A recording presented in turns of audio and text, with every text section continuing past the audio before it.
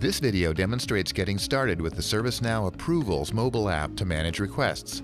Link timecodes for these topics appear in the YouTube description for this video. IT service management agents and technicians can use the Approvals mobile app to manage change and service catalog requests. The ITSM Mobile Experience plugin enables the application and is activated by default for both new and existing customers starting with the Madrid release. So all you need to do to get started is download the ServiceNow Agent mobile app from the Apple App Store or Google Play Store, open the app and add your instance, log into your instance, and tap on the app to launch it. In our first example, we're logged in as an IT agent tasked with approving catalog requests.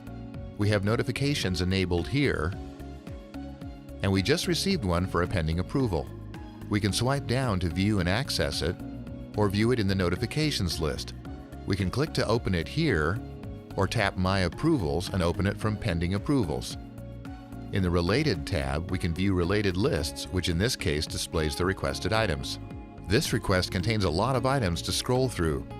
We can filter the display here by selecting the item properties we want to view.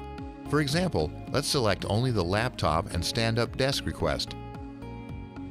Back in the list, the filter displays as a solid icon to show we've filtered the list. Let's reset the filters here. Back in the Details tab, we can access the Approve and Reject options.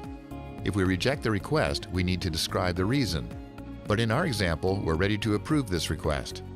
And success! The request is approved. Here in Completed Approvals, all of our approved or rejected requests appear. Now let's look at another example. We're logged in as a member of a CAB approval group and a new emergency change request is pending approval. Our policy requires that only one member of the group approves an emergency request, although each member initially receives the request. So when one member approves the request in the mobile app, the change request is updated to show that it's been approved by one member as required. The approval request will disappear for the other members. And the completed approval only displays for the member who approved the change.